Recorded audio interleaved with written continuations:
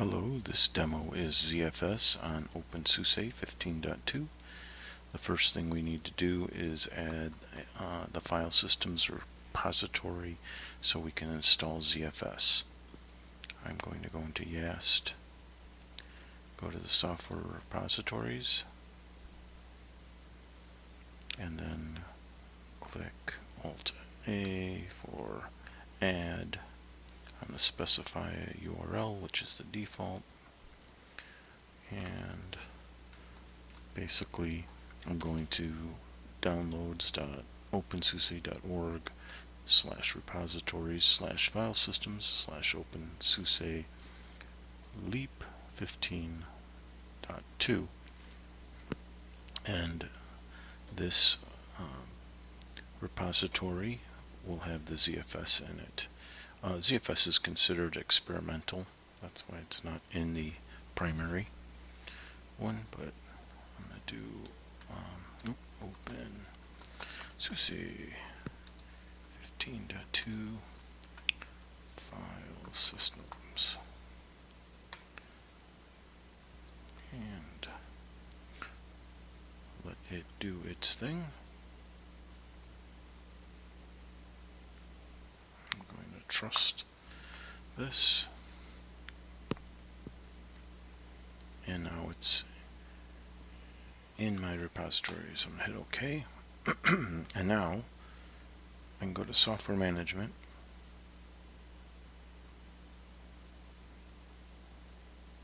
and search on ZFS. And here's the ZFS file system and utilities. I'm going to press space on that and accept the install, and then here's all the other pieces that are going to be automatically added. I'm just going to hit OK.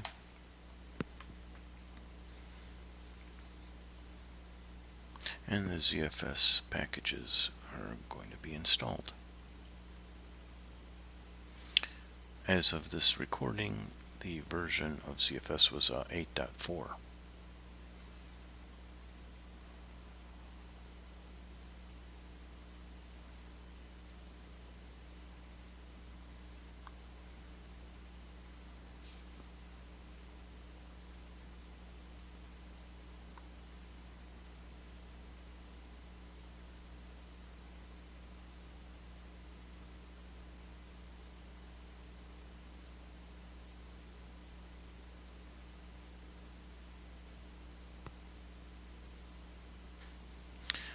I will pause the recording and get back to you as soon as this finishes.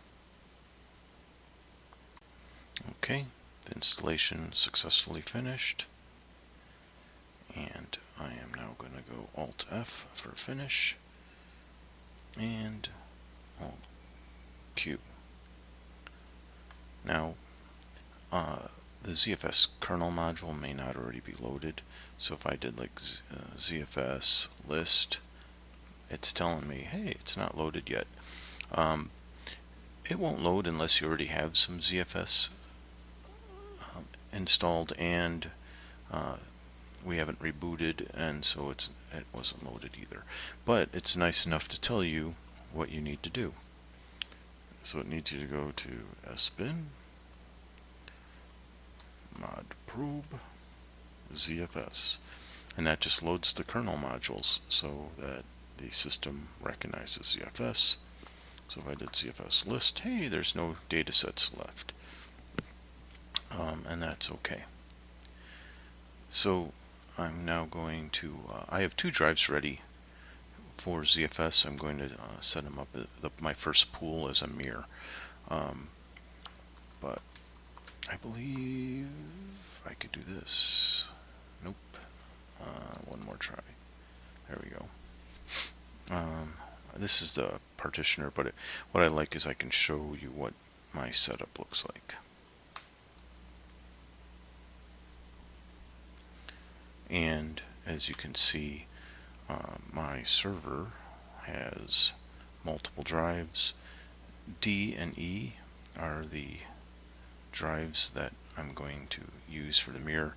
And as you can see, they're 8 gig each. Because it's a demo, they're not very large, but I don't need to do any other changes in here. So ZFS, we have to create a pool.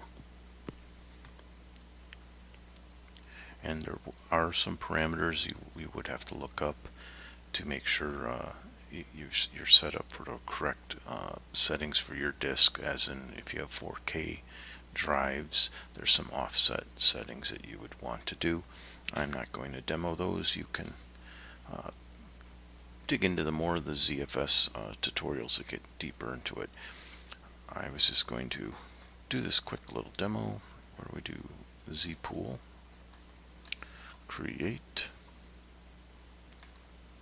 and then the name of my pool, I like to call it data, and then I believe I do mirror dev stb, oops, sorry, e, and dev sdf.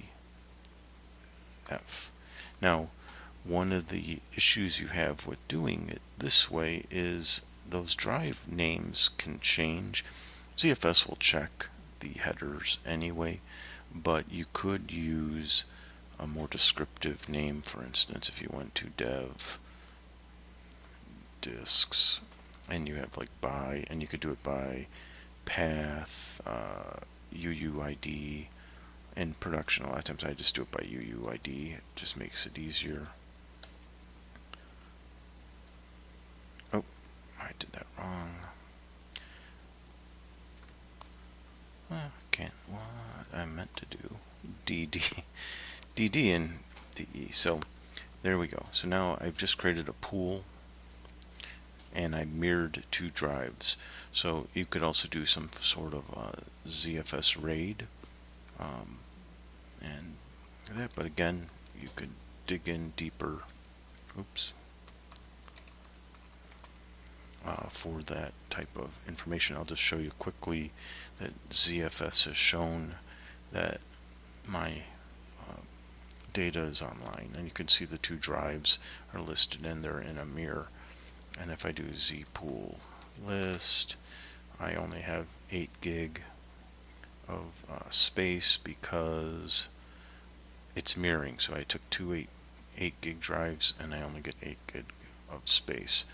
So if you are concerned with having more space, when you have more drives, you could do one of the RAID levels on there.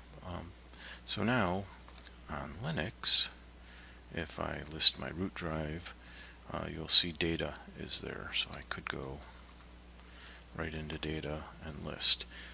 So data is your pool, and now you could make directories here, but it's not recommended. What you should be doing is using the ZFS create, and you can create another file system which will look like a directory in Linux, but you can have different property on each file system. So for instance, I could have my virtual machines,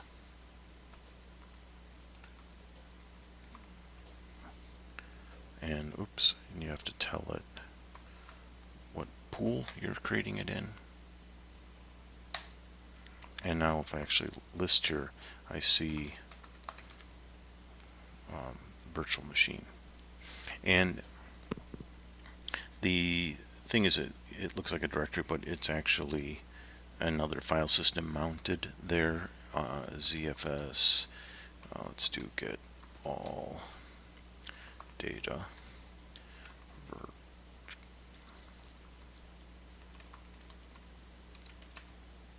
And I'll do less so we can look here. So there's a ton of properties in a ZFS file system. One that's great is the compression, snapshots, quotas, and basically here you can see some of the attributes. I have, like, compression is off, if you can see right here. So normally I would turn compression on, save a lot of space. You could do dedupe, but it really slows down your system if you don't have the right amount of RAM and CPU horsepower. So you do get to see what your compression ratio is currently. I don't have any compression because it's off, and I have no files in here. The snap directory. So ZFS is awesome for the snapshot ability, and that allows you to take a snapshot so all changes are protected, and you can also then replicate your snapshot off-site as a backup. So right now it's hidden. Otherwise, if you said if it was not hidden, you would see a .zfs in your folder, and you could get access read-only copies of all your past snapshots. So it's really easy to get your files back if you accidentally delete and all that. And there are some scripts that do automatic snapshots of your ZFS system, which are something good to look at. Other things, like if you're working with Windows, there's settings that you would want to do.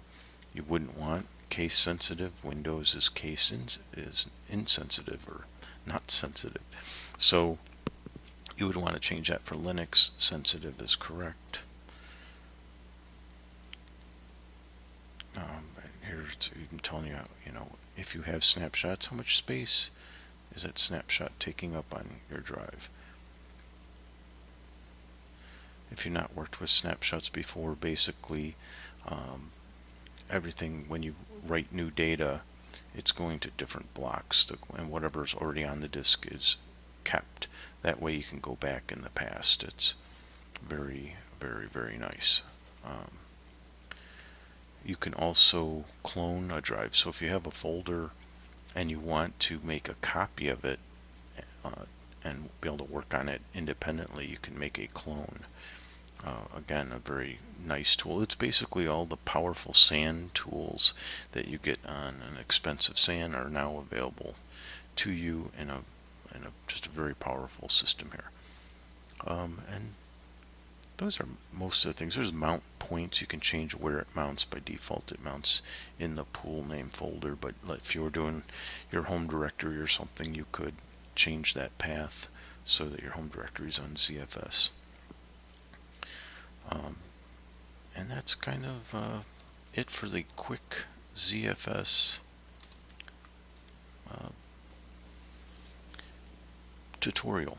Hope you enjoyed it. Thank you. Talk to you later.